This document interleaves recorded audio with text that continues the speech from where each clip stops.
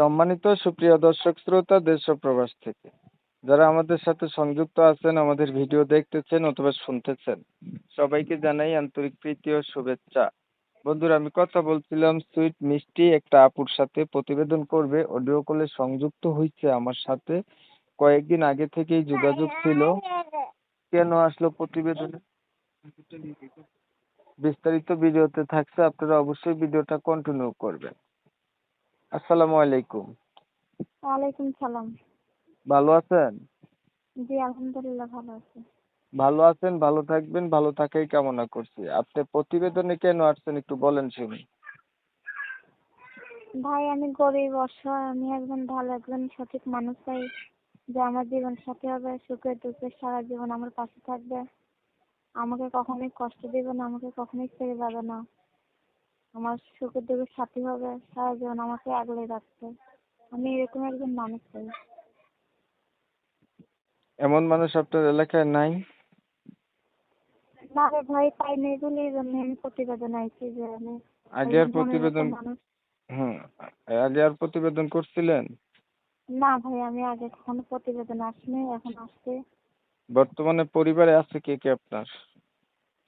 আমার আম্মু আছে, আমার আর কেউ নেই। বাবা নাই? না, আমার বাবা নেই। ভাই বোন আছে? ভাই নেই ভাই, আম্মুটাই আছে। আচ্ছা, তাহলে আপনি আর আপনার মা এই দুইজনই? জি ভাই জি। আচ্ছা, আপনি মনের মতো মানুষ চাচ্ছেন, বয়স হয়েছে নি মনের মতো মানুষের? বয়স যেমনই হোক না কেন, সে যদি আমার দায়িত্ব নিতে পারে, আপনার বয়স হয়েছে নি? যেমন আমার বয়স 18।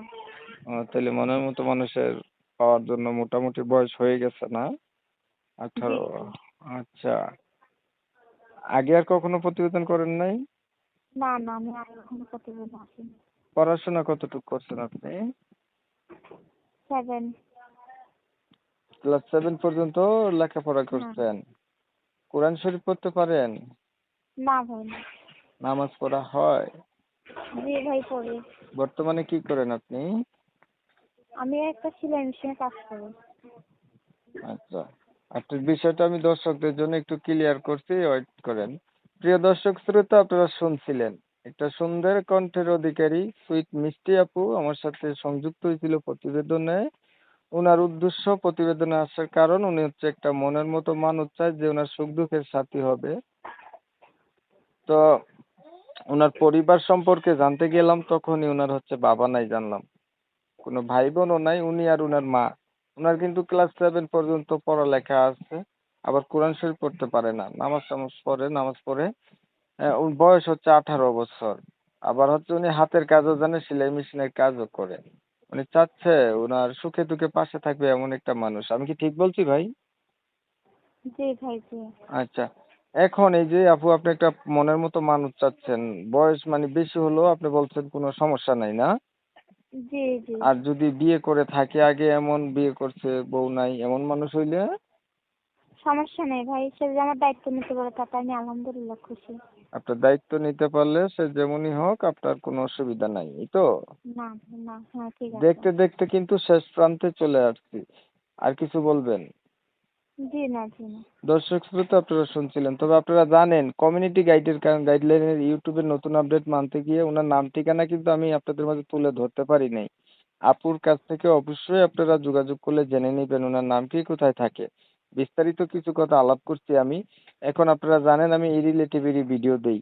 এই ভিডিও শোনার পরে যাদের কাছে ভালো লাগছে বা দেখার পরে ওনার সাথে কথা বলতে ইচ্ছা, অবশ্যই ওনার নাম্বারে কল টল দিবেন আর কি।